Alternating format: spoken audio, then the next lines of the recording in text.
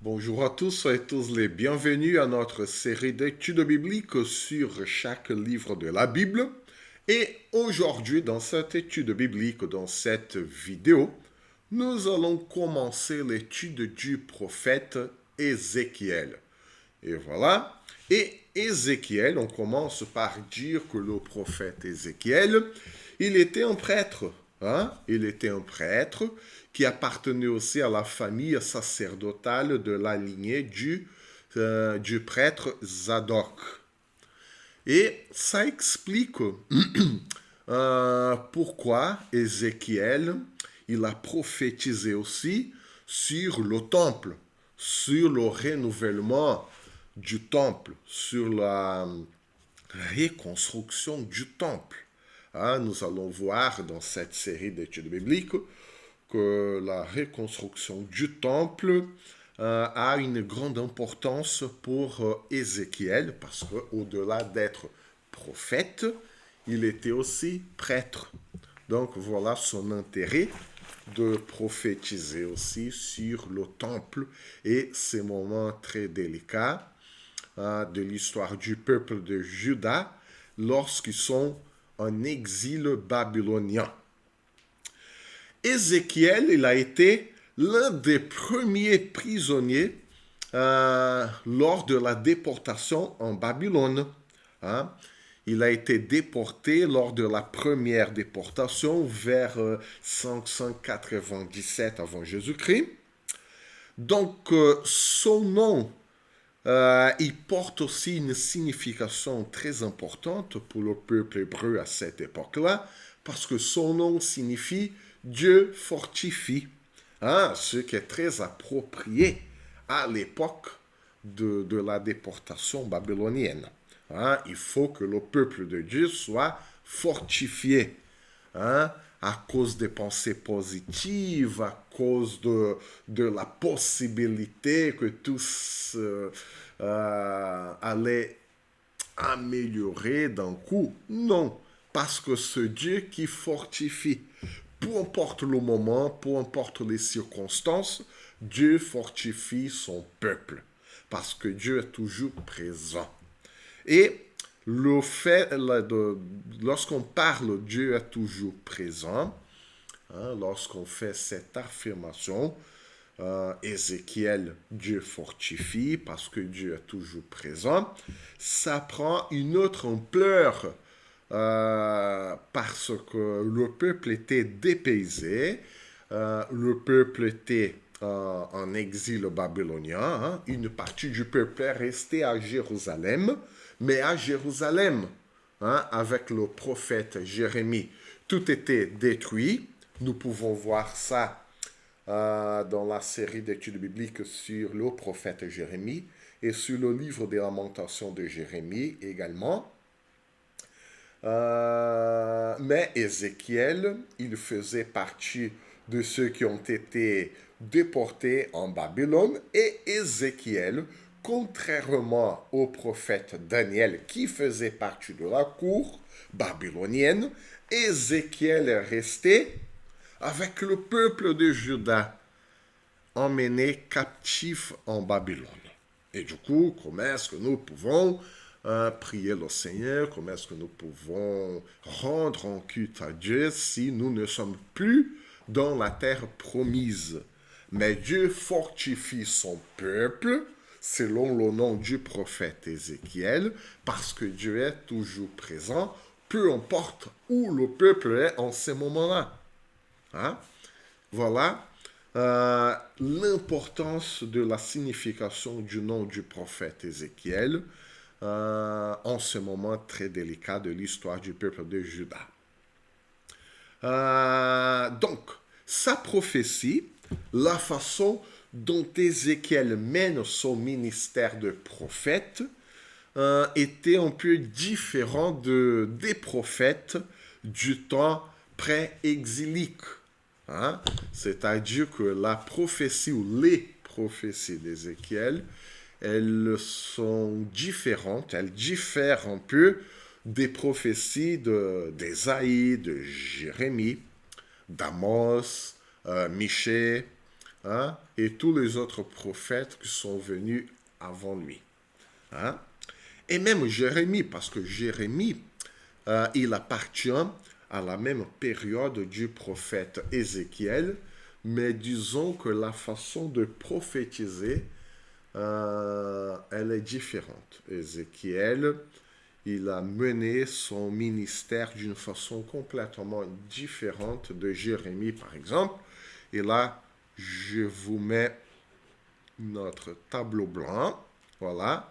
Vous avez là un petit résumé de la vie d'Ézéchiel, hein? Un prêtre qui appartenait à la famille sacerdotale. Hein? Je vous ai souligné famille sacerdotale. Ça explique pourquoi les prophéties concernant le temple, la reconstruction du temple.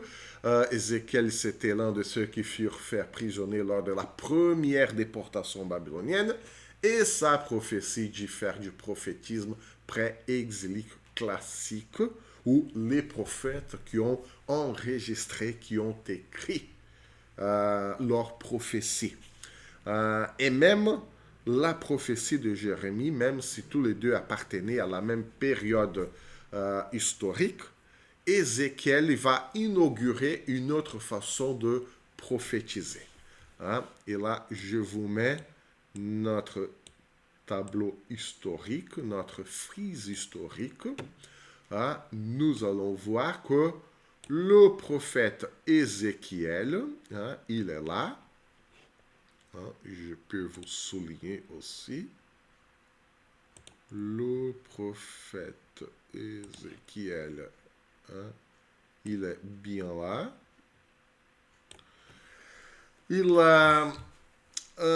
a été déporté lors de la première déportation.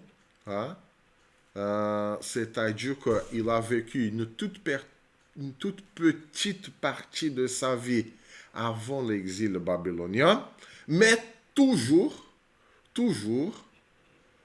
dans le contexte de l'invasion babylonienne. Hein?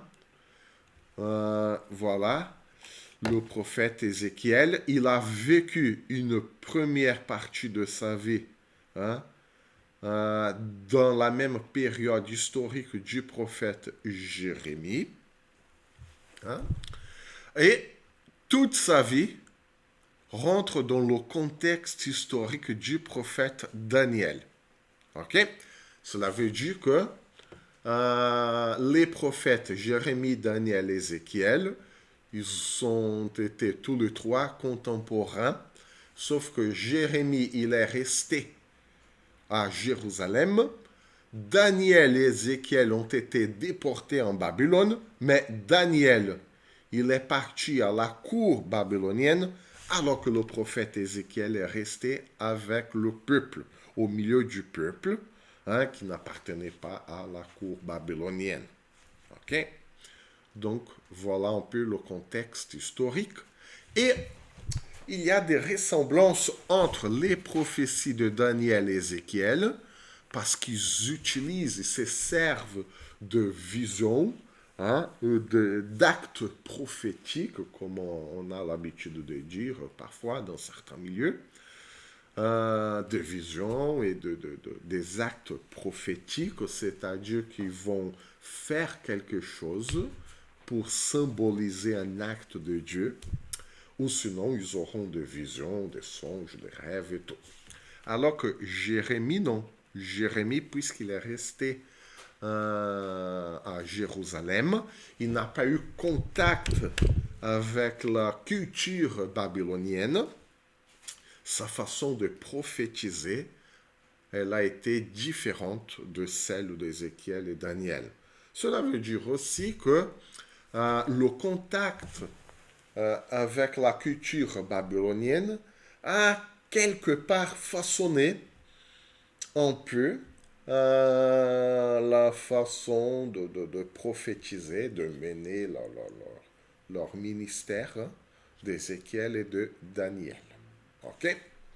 Donc, voilà comment aussi le contexte culturel va influencer la forme va façonner la prophétie biblique aussi.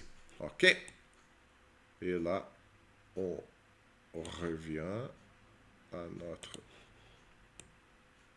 Voilà. Bien peu le contexte historique du prophète Ézéchiel. Une autre chose est que pendant le ministère du prophète Ézéchiel et toutes ses prophéties, nous aurons là un tournant théologique important. Hein? C'est-à-dire que la théologie de l'époque, hein, lorsqu'on dit, hein, on parle de théologie, on parle aussi de la façon dont le peuple comprenait Dieu. Hein? D'ailleurs, c'est ça la théologie. Comment est-ce que nous comprenons la révélation biblique? Comment est-ce que nous comprenons Dieu? Et lorsqu'on parle de notre compréhension de la Bible, de notre compréhension de Dieu, on parle de théologie. Et à l'époque du prophète Ézéchiel, le peuple hébreu a connu un tournant théologique important et majeur. Pourquoi? Parce qu'à l'époque, la pensée dominante en Juda, Israël, était que Dieu, Yahweh, il était limité dans la terre promise, hein, et au temple de Jérusalem. Le temple de Jérusalem représentait la présence de Dieu parmi son peuple. Et le peuple de Dieu vivait dans la terre promise. Du coup, donc, toute la théologie, elle était comprise dans la terre promise. Hein? Sauf que en exil, le peuple était délogé, dépaysé, déplacé, dans tous les sens, hein? Au sens propre, au sens poétique, au sens historique. Hein? Et en exil, cette idée a été remise en question. Pourquoi? Parce que le peuple n'était plus dans la terre promise et le temple de Jérusalem était détruit. Comment, alors que la présence de Dieu a été comprise, comment le peuple pourrait réfléchir à cette relation entre le peuple qui n'était plus dans la terre promise, qui symbolisait la concrétisation de la relation du peuple avec Dieu, et en plus le temple de Jérusalem était détruit. Du coup, le symbole de la présence de Dieu parmi son peuple était détruit aussi. Donc, plus de terre qui symbolisait la concrétisation de la relation du peuple avec Dieu, et plus de temples qui représentaient aussi la présence de Dieu parmi son peuple. Donc, il n'y avait plus l'aspect concret de la spiritualité du peuple de Juda, du peuple hébreu. Donc, comment vivre la relation avec Dieu si les symboles qui concrétisaient cette relation ont été détruits? Donc, voilà pourquoi ce tournant majeur, ce tournant théologique important lors de l'exil babylonien. Parce que les Juifs, hein, le peuple de Dieu, il a appris que Dieu pouvait être adoré en dehors des limites de la terre promise et Dieu pouvait être adoré au-delà des symboles qui concrétisaient cette relation avec Dieu. Hein? Voilà pourquoi le peuple connaît ce tournant théologique majeur. Hein? Une autre chose concernant la biographie d'Ézéchiel, qu'Ézéchiel était marié, ça prend tout son sens parce que Ézéchiel était aussi un prêtre, et les prêtres aussi, ils avaient leur famille et tout. Et donc Ézéchiel était marié et son mariage se passait plutôt bien, jusqu'à ce que Dieu annonce la mort de sa femme. Mais la mort de la femme d'Ézéchiel, c'était pas simplement une morte comme n'importe quelle autre morte. Hein? La mort de la femme d'Ézéchiel devrait symboliser quelque chose. Hein?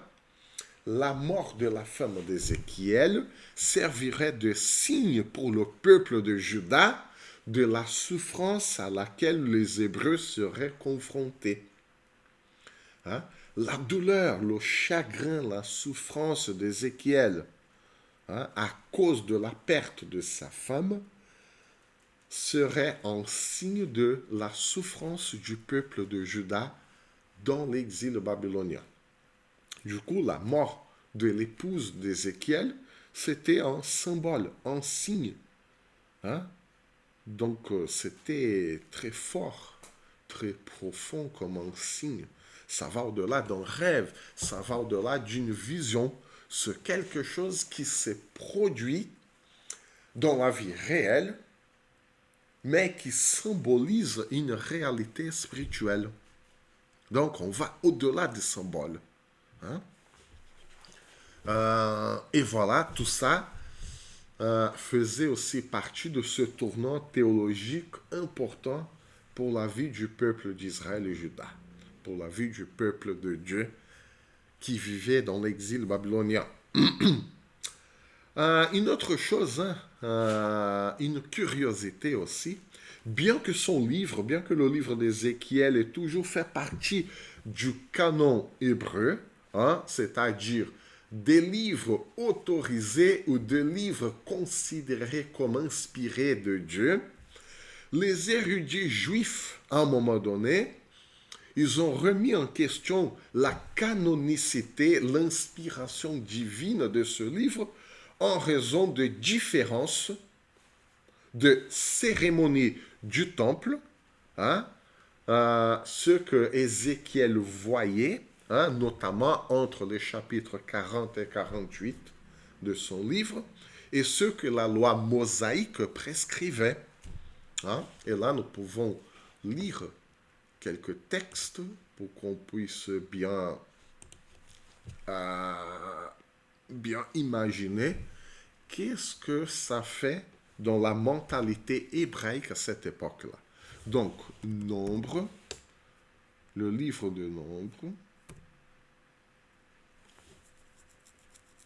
chapitre 28,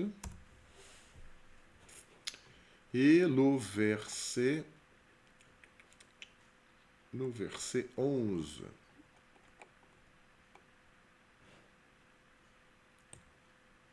Voilà. Au commencement de vos mois, vous offrirez un holocauste à l'Éternel, 2 jeunes taureaux, un bélier et 7 agneaux d'un an sans défaut.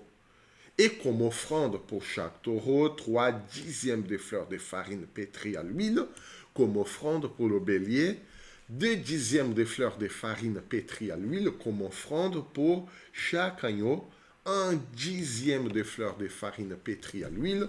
C'est un holocauste, un sacrifice consumé par le feu, d'une agréable odeur à l'Éternel. Voilà. Ézéchiel, donc, Ézéchiel, chapitre 46, 6. Voilà, nous lisons ceci. Le jour de la nouvelle lune, il offrira un jeune taureau sans défaut, 6 agneaux et un bélier qui seront sans défaut. Et son offrande sera d'un épha pour le taureau, d'un épha pour le bélier, et de ce qu'il voudra pour les agneaux avec un d'huile par épha. Donc, nous avons là certaines différences de méthode pour les sacrifices. Hein? Donc, voilà. Hein? 7 agneaux, 6 agneaux. Et même 2 dixièmes de fleurs de farine. Et là, un épha. Ce sont des quantités différentes, tant d'offrandes d'agneaux que d'offrandes de farine. Hein? Et donc, voilà. Il y a eu cette différence. Et pourtant, Ézéchiel, il était prêtre. Et il savait chaque prescription pour chaque sacrifice. Mais dû à ces changements, ces différences, à un moment donné, le livre d'Ézéchiel, il a été remis en question par certains érudits juifs. Évidemment, cette idée n'est pas restée. Donc, Ézéchiel, il a toujours fait partie du canon biblique juif. Hein. N'oublions pas que le canon de la Bible, de la partie de l'Ancien Testament de la Bible, il a été constitué par la communauté juive. Hein? Les chrétiens ont juste profité de ce travail en amont par la communauté juive. Hein? Les chrétiens n'ont fait qu'accepter ça. OK? Donc, les rabbins aussi, à un moment donné, ont limité son utilisation dans les cultes, dans les réunions, dans les synagogues, jusqu'à ce que les désaccords aient été résolus à un moment donné. OK? Donc, on ne va pas rentrer dans les détails de ce débat entre les rabbins et juifs. Hein, ça ne nous concerne pas, au moins, cette étude biblique-là. Quoique c'est très intéressant d'accompagner ce débat, mais sinon on va trop se dévier du sujet. Et aussi une curiosité concernant la lecture du prophète Ézéchiel au fil du temps, est que le chapitre 1 a été interdit dans les synagogues et la lecture privée n'était autorisée qu'aux personnes âgées de 30 ans ou plus. Hein? Les jeunes âgés de 29 ou encore plus jeunes, ils étaient interdits de lire le prophète Ézéchiel, notamment le chapitre 1er. Mais qu'est-ce qui se passe au chapitre 1er du prophète Ézéchiel? Hein? Nous allons voir ça, la vision d'Ézéchiel de la gloire de Dieu en plus. Hein? La 30e année le 5e jour du 4e mois, comme j'étais parmi les captifs du fleuve du Kébar, voilà, Ézéchiel, il est parmi la population juive qui est restée hors de la cour babylonienne, les cieux s'ouvrirent et j'eus de visions divines. Et c'est là qui commence la différence entre la façon de prophétiser d'Ézéchiel et d'Ésaïe, de Jérémie, d'Amos, d'Osée. Hein? Il voit les cieux qui s'ouvrent et il a des visions divines. OK?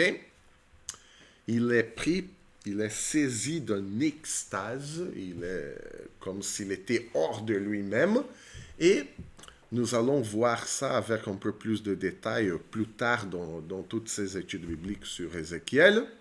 Mais nous pouvons dire déjà que le prophète Ézéchiel, il inaugure un peu la prophétie apocalyptique.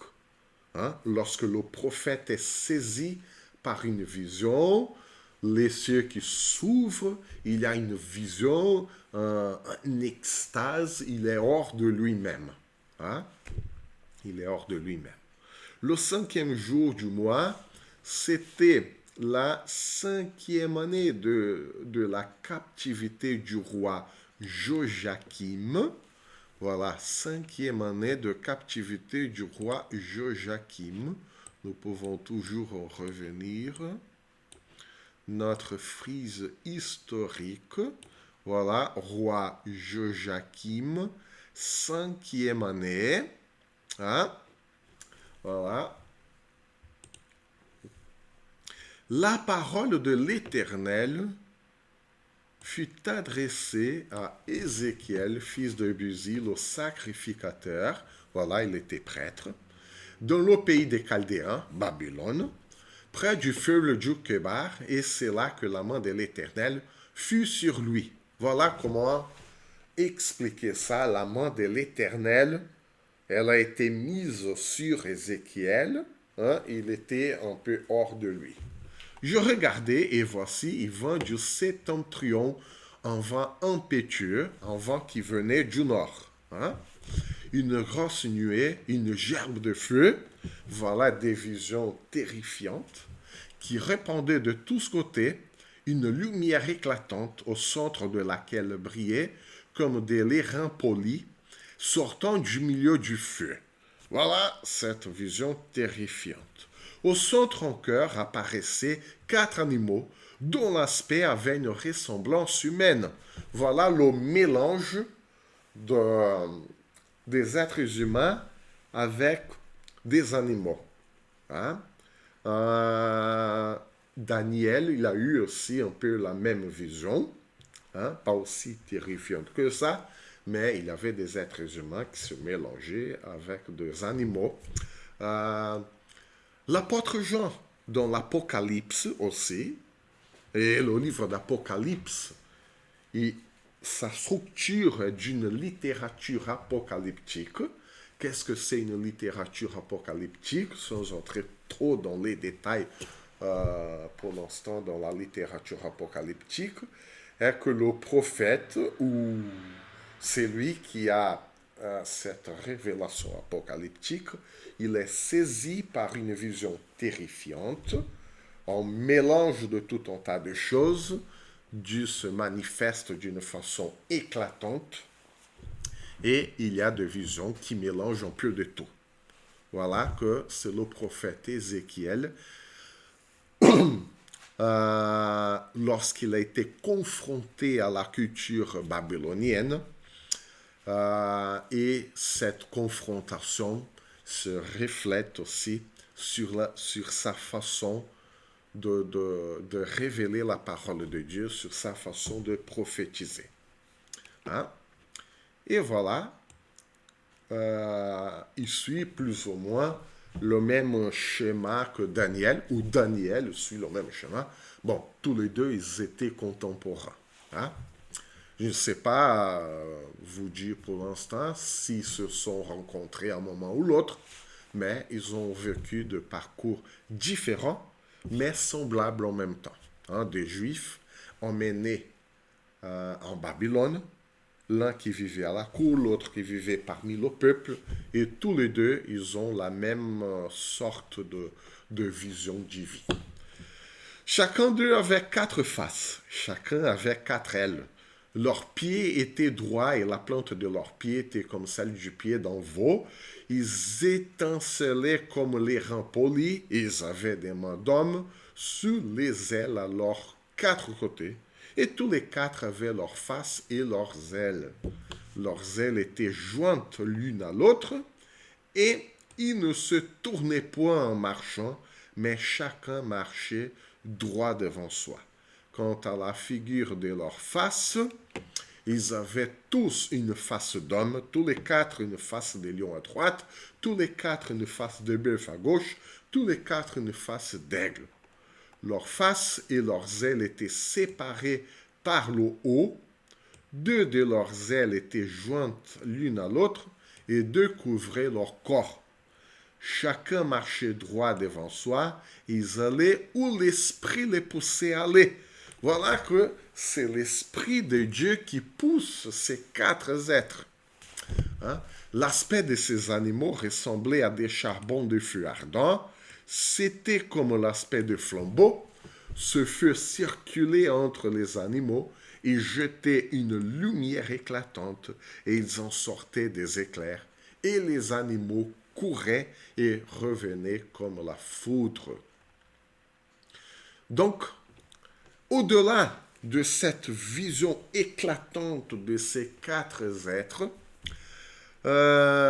Ézéchiel, il est confronté, il voit aussi une vision d'un appareil, hein, j'ai dit un appareil, hein, un vaisseau spatial, hein, toute proportion gardée évidemment, mais voilà ce qu'il voit aussi. Hein. Je regardais ces animaux Et voici, il y avait une roue sur la terre, une roue flottante sur la terre. Près des animaux devant leurs quatre faces, à leur aspect et à leur structure. C'était une structure.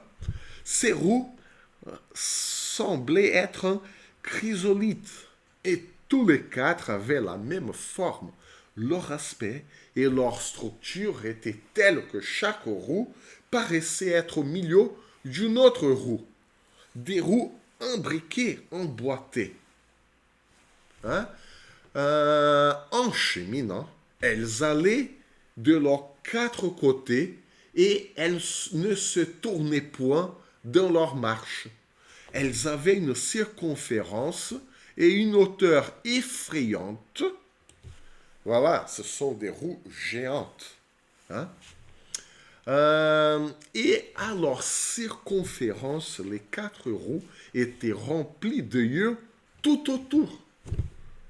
Donc, un mélange de mécanique, de biologie, parce que comment une roue peut avoir des yeux tout autour. Donc, c'est différent d'imaginer un être en ayant quatre yeux. Ok, il n'y a pas d'être vivant en ayant quatre yeux, sauf certains insectes, oui, c'est vrai, mais des yeux. C'est une structure biologique qui faisait partie d'une structure mécanique, des roues imbriquées et qui tournaient. Elles étaient remplies d'yeux tout autour. Quand les animaux marchaient, les roues cheminaient à côté d'eux. Et quand les animaux s'élevaient de terre, les roues s'élevaient aussi. Et ils allaient où l'esprit les poussait à aller. Donc, de toute façon, c'était l'Esprit de Dieu qui faisait ça. Donc, voilà un peu la vision du prophète Ézéchiel.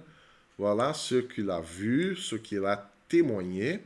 J'imagine, imaginons si nous, aujourd'hui, si nous voyons ce genre de vision, comment notre esprit serait bouleversé. Comment notre vie tout entière était bouleversée. En plus, juste après, Dieu annonce la mort de notre conjoint. Quel serait notre état d'esprit? Et en plus, dans un pays étranger, dans une culture étrangère, dans des coutumes étrangères. Donc, voilà un peu l'état d'esprit du prophète Ézéchiel. Voilà comment il a vécu cette période. Et on s'arrête là pour aujourd'hui.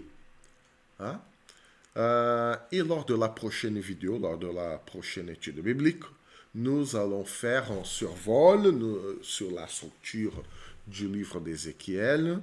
On va faire une analyse littéraire, comment Ézéchiel a écrit ses prophéties, les symboles qu'il a utilisés, les visions et tout le reste. Donc voilà, à la prochaine étude biblique, à la prochaine vidéo. Que le Seigneur vous bénisse et que le Seigneur vous garde.